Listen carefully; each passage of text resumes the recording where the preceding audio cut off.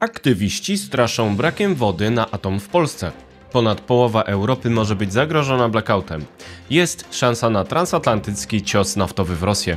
Jest 25 września 2025 roku, nazywam się Wojciech Jakubik, a to jest codzienny przegląd informacji z sektora energetycznego i paliwowego Energy Drink. Zapraszam.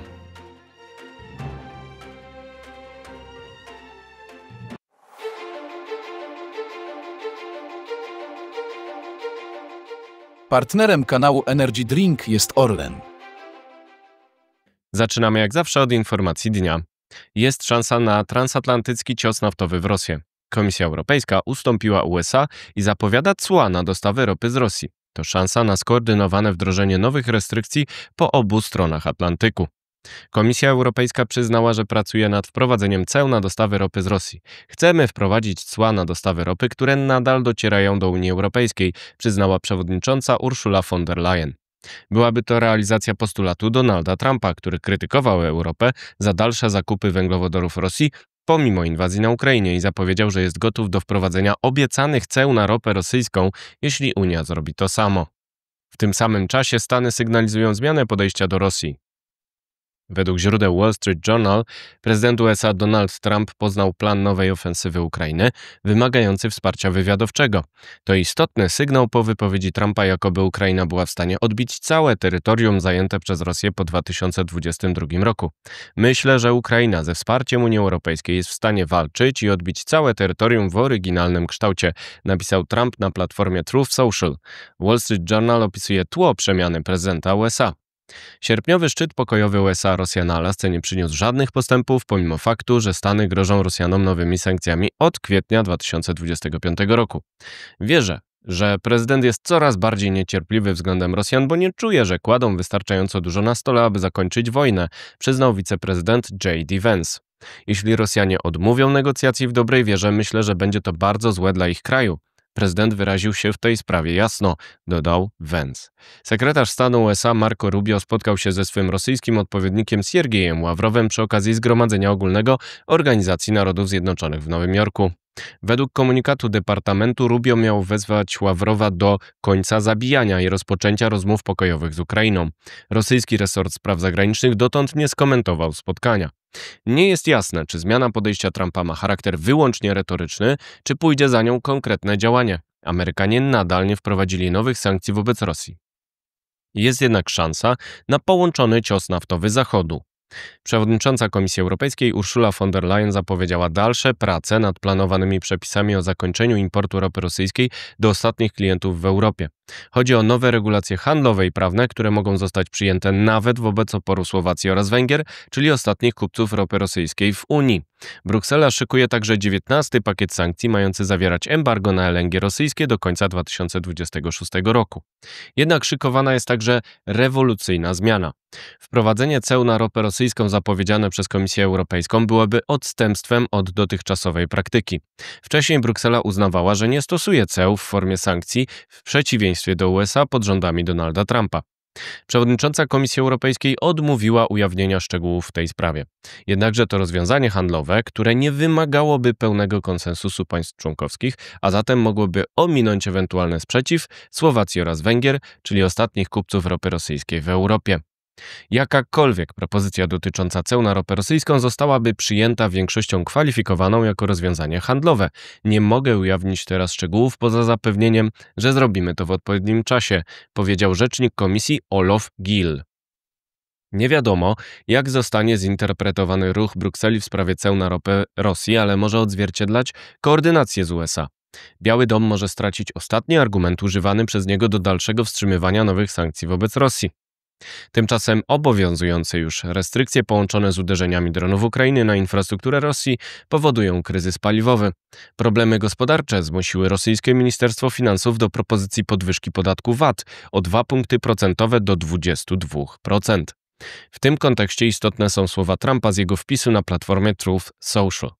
Kiedy mieszkańcy Moskwy i wszystkich wielkich miast oraz regionów całej Rosji zorientują się, co naprawdę dzieje się na tej wojnie, że zdobycie benzyny staje się niemal niemożliwe z powodu tworzących się długich kolejek, a cała reszta rosyjskiej gospodarki wojennej pochłania środki przeznaczane przede wszystkim na walkę z Ukrainą, stanie się jasne, że Ukraina pełna determinacji i coraz silniejsza będzie w stanie odzyskać swoje terytorium w pierwotnych granicach, a być może nawet pójść dalej, napisał prezydent USA. Putin i Rosja stoją przed ogromnymi problemami gospodarczymi, a to jest moment, w którym Ukraina powinna działać, podsumował Donald Trump. Czas na pozostałe wieści, na początek z Polski. Przyspieszenie wiatrakowe.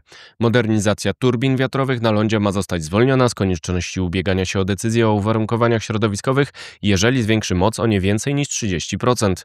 To założenie rozporządzenia o repoweringu wpisane przez resort klimatu do wykazu prac rządu. Planowany termin jego przyjęcia to 4. kwartał 2025 roku. Powrót poliolefin. Orlen oraz Grupa Azoty wznawiają rozmowę o przejęciu całości lub części GA Polyolefins po zawieszeniu ich w sierpniu 2025 roku.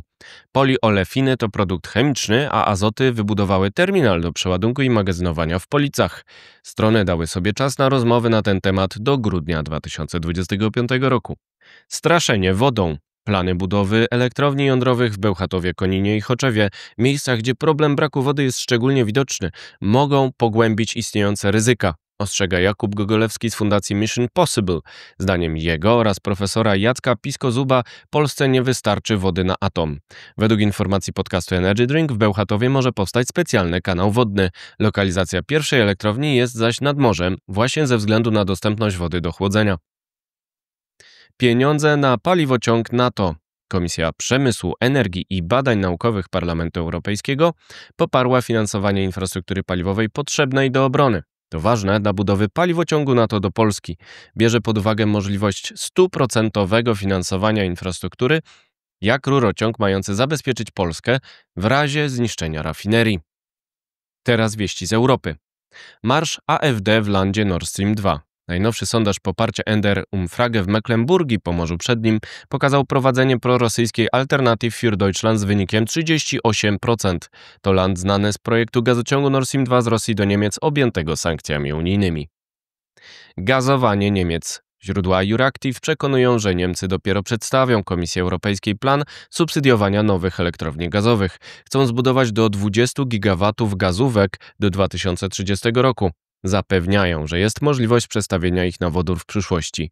Polacy mają podobne plany, które również będą wymagały wsparcia pomocą publiczną. Zagrożenie blackoutowe. Ponad połowa Europy jest według ośrodka Ember zagrożona istotnymi przerwami dostaw energii z powodu wyzwań sieciowych.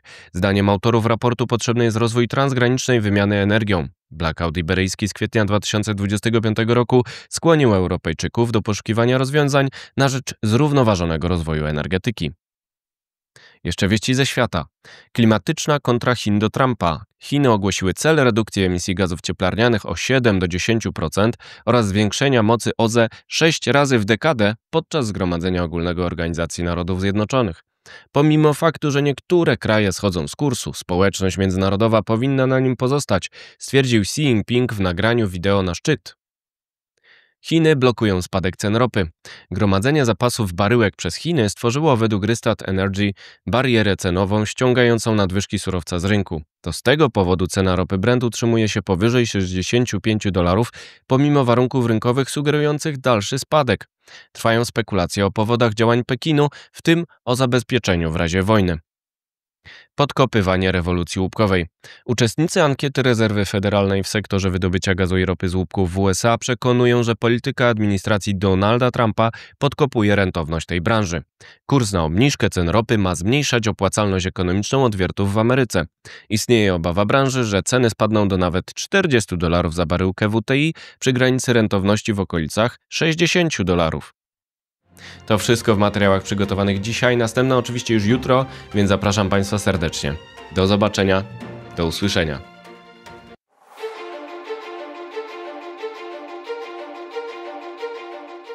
Partnerem kanału Energy Drink jest Orlen.